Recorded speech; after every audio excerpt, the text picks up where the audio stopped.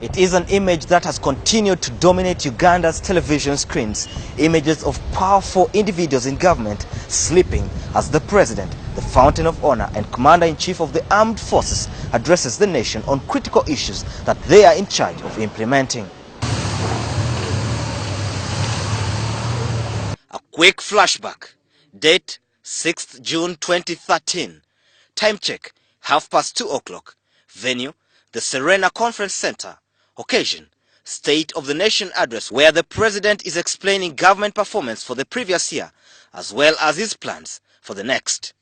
Vice President Edward Sekandi, Prime Minister John Patrick Amama Mbabazi and his Deputy General Moses Ali are in another world, dozing the evening away, indifferent to what their boss is communicating.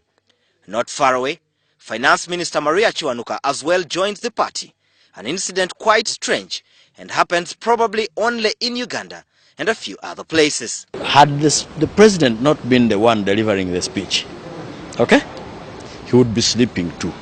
These are the men and women that the president trusts to implement his vision of seeing Uganda transformed into a first world country in 50 years' time, and as such, many are raising questions on whether the decision of these top guns in government to sleep at such a critical hour does not affect their implementation as the nation continues to boast of terrible infrastructure, miserable roads, and yawning health facilities.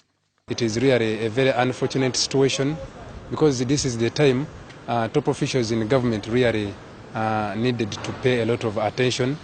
The same sleeping group is the one that the president enjoys working with. They are all tired, right from the president, the vice president, etc. Those are grandfathers who should, for the few hours they are awake, be playing with their grandchildren. As political leaders, they spearhead the transactions in ministries that are supposed to translate into effective service delivery. Probably the reason why most technocrats have emerged as power blocks, dictating events in the ministries. Indeed, the president at some point blamed some officials for not doing enough, citing Ministry of Health on maternal health and issues to do with NADS that the president says must be rethought. Billions have been swindled from the Office of the Prime Minister, Ministry of Finance, Ministry of Public Service and other government agencies, and as such, a joke has emerged that the money is often stolen as the political leaders retreat to slumberland. You cannot expect life to be better. One with a sleeping president, with a sleeping vice president, with a sleeping cabinet. If you looked at the red paper today, the headline is, "They have slept again." It is critical for the country to be reassured that these events do not play out as well in the day-to-day running of government business, where some have already complained about unnecessary bureaucracies and delays caused by officials who are not bothered or rather prefer to take their time. And yet, the president promised improved service delivery in the next financial year, and many will be looking out for its implementation. In any case, the resources are limited of members of parliament in the opposition. Think that Ugandans cannot understand that. You think Ugandans have not read the book of Genesis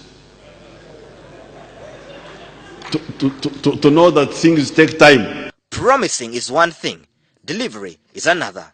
And as people in charge continue to sleep during critical hours, the public might be worried as chances are that the promises could pass unnoticed. Some have argued that most top guns in government have since become weak, consumed by old age, yet they have never thought about hanging their political boots as the countries continue to suffer the repercussions of their tiredness. Surprisingly, even some younger people are falling prey to the sleeping bug. Sabiti Joseph, WS Television, from the Ugandan Parliament.